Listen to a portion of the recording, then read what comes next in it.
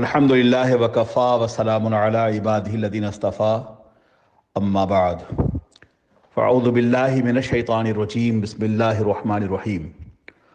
وانتم العالون ان کنتم مؤمنین آمنت باللہ صدق اللہ العظیم۔ آئیے ہم اور آپ انتہائی احترام و عقیدت کے ساتھ اپنے اور ساری کائنات کے مرکز عقیدت آقائے دو جہاں حضور رحمت عالم روحی فدا جناب محمد رسول اللہ صلی اللہ تعالیٰ علیہ وسلم کی بارگاہ کرم میں درود پاک کی نظریں باباد بلند پیش کریں اور پڑھیں۔ اللہم صلی وسلم علی سیدنا و مولانا محمد معدن الجود والکرم وعلی آلہ و اصحابہ اجمعین۔ دیار عشق میں اپنا مقام پیدا کر، دیار عشق میں اپنا مقام پیدا کر، نیا زمانہ نئے صبح و شام پیدا کر۔ خدا اگر دل فطرت شناس دے تجھ کو، خدا اگر دل فطرت شناس دے تجھ کو، سکوت لالا و گل سے کلام پیدا کر۔ اٹھانا شیشہ گرانے فرنگ کے احساں، سفال ہند سے مینا و جام پیدا کر۔ میرا امیر، میرا طریق امیری نہیں فقیری ہے، خودی نہ بیچ فقیری میں نام پیدا کر۔ کافر کے پہچان کے آفاق میں گم ہے، مومن کے پہچان کے گم اس میں آفاق۔ میں اپنی طرف سے اور ورلڈ اسلامک مشن انگلینڈ کی طرف سے خصوصی طور پر میں اپنے استاد گرامی مفکر اسلام حضرت علامہ قمر الزمان Azmi secretary general world Islamic Mission England کی طرف سے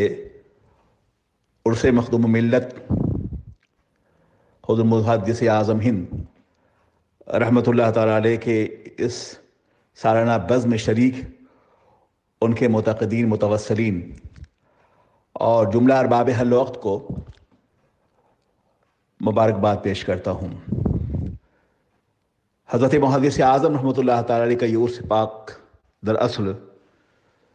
دلوں کو زندگی دیتا ہے، زندگی کی راہوں میں جد و جہد کا حوصلہ بخشتا ہے،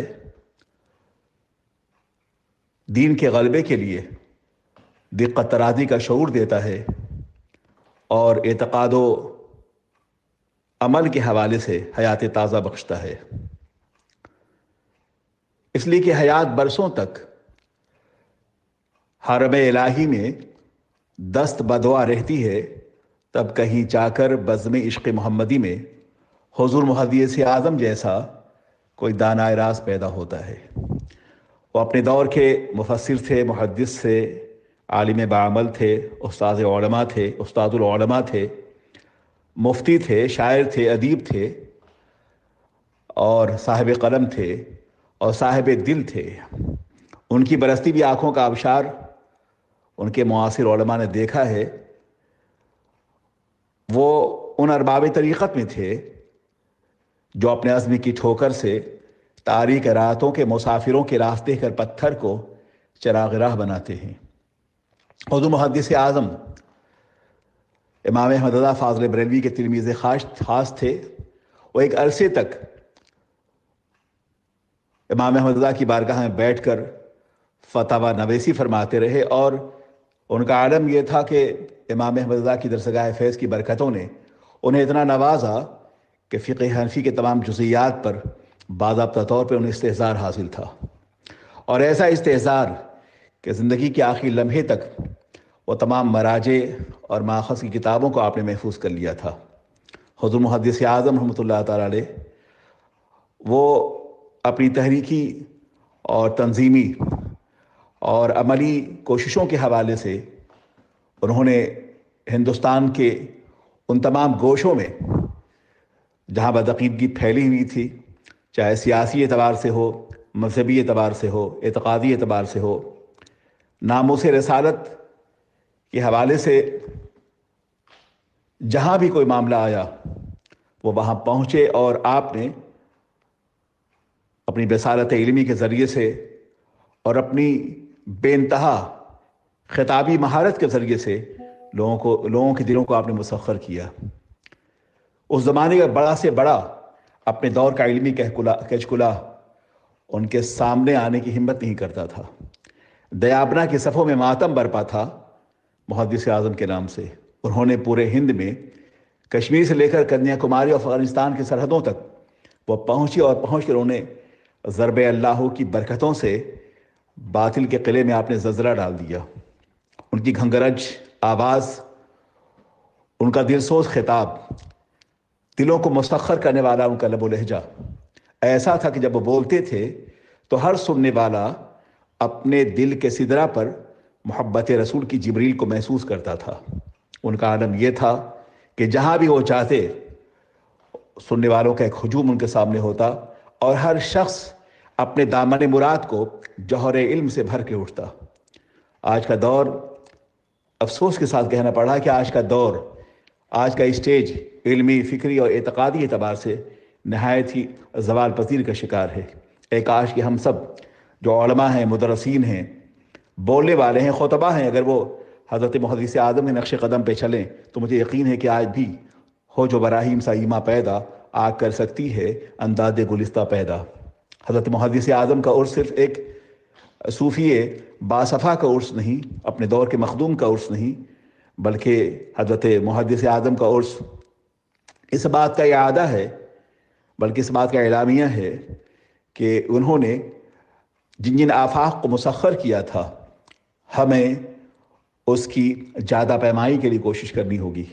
محدث اعظم کا علم، ان کا خطیبانہ شعور، حدیث نبوی کا بیان، ان کی درسگاہ فیض، ان کی شب بیداری، ان کی آہ سحرگاہی، ان کی لذت سحر خیزی، ان کی دقت رازی، ان کی سحر نوردی، ان کی محبت رسولی اور اپنے آقاؤں سے ان کے دلوں کا انتصاب اتنا لازوال اور ناقابل تسخیر تھا کہ اگر یہ کچھ نہ ہوتا تو آج ہم اندھیری راتوں کے مسافروں کے لیے کیا ہوتا۔ انہوں نے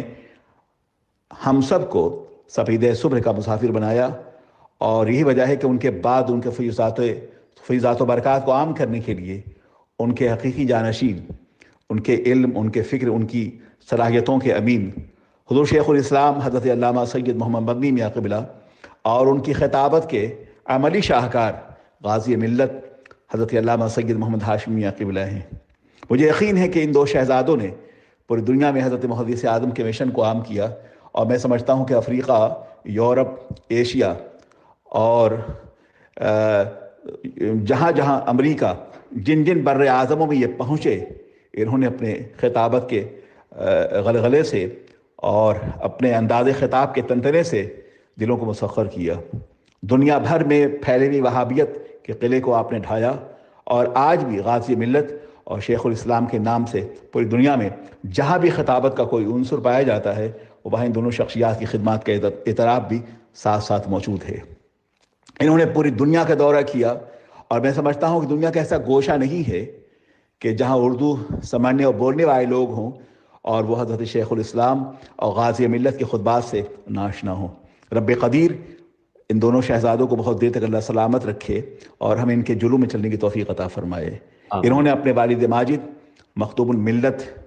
کے خدمت دینی کو، ان کی آہ سحرگاہی کو، ان کی درسگاہ کو اور ان کے خانقاہی نظام کو، ان کے تصوف کو، ان کی ریاضت کو، مجاہدہ کو، ان کے مراقبہ کو، ان کی دلسوزی کو اور ان کی آہ سحرگاہی کو انہوں نے دنیا بھر میں عام کیا ہے۔ رب قدیر انہیں سلامت رکھے اور بہت دیر تک ہمیں ان کے جلووں میں چلنے کی توفیق عطا فرمائے۔ حضرت محدث اعظم آج بھی زندہ ہیں، اپنی تحریر میں، تقریر میں، تنظیم میں، اور اپنے شہزادوں کے